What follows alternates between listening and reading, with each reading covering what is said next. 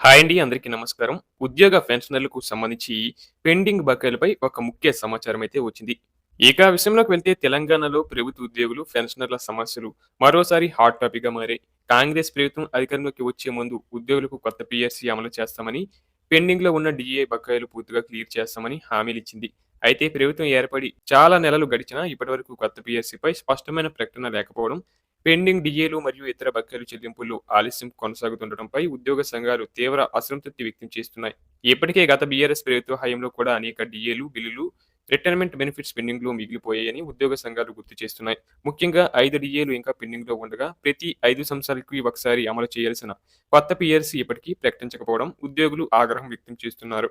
పెరుగుతున్న ధరలు, జీవన వ్యయం కారణంగా ప్రస్తుత జీవితాలతో కుటుంబాలను నెట్టుకురావడం కష్టమవుతుందని ఉద్యోగులు చెబుతున్నారు. అలాగే ఉద్యోగ సంఘాల ప్రధాన డిమాండ్లు ఇప్పుడు కొత్త పీఆర్సీ చుట్టూనే తిరుగుతున్నాయి. పెండింగ్ డీఏలను పీఆర్సీలో విలీనం చేసి మంచి షిప్‌మెంట్ ఇవ్వాలని, ఉద్యోగులకు ఆర్థికంగా ప్రయోజనం కలిగేలా కొత్త వేతనాలు నిర్ణయించాలని కోరుతున్నారు. అలాగే రిటైర్డ్ ఉద్యోగులకు పెండింగ్ డీఆర్ బకాయిలు, రిటైర్మెంట్ బెనిఫిట్స్ వెంటనే చెల్లించాలని డిమాండ్ చేస్తున్నారు.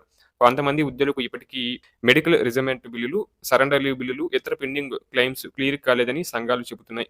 ఇక ఉద్యోగ సంఘాలు ప్రభుత్వం వెంటనే చర్చలకు రావాలని, హామీలు అమలుపై స్పష్టమైన రోడ్ మ్యాప్ ప్రకటించాలని డిమాండ్ చేస్తున్నాయి. లేదంటే రాష్ట్ర వ్యాప్తంగా ఆందోళనలు, నిరసనలు చేపట్టే అవకాశం ఉందని హెచ్చరిస్తున్నాయి. ప్రభుత్వం ఉద్యోగుల సమస్యలను సానుకూలంగా పరిష్కరించి పెండింగ్ బకాయిలు, డీఏలు, కొత్త పీఎస్సీ అంశాలపై త్వరగా నిర్ణయం తీసుకోవాలని ఉద్యోగులు, పెన్షనర్లు ఆశగా ఎదురుచూస్తున్నారు.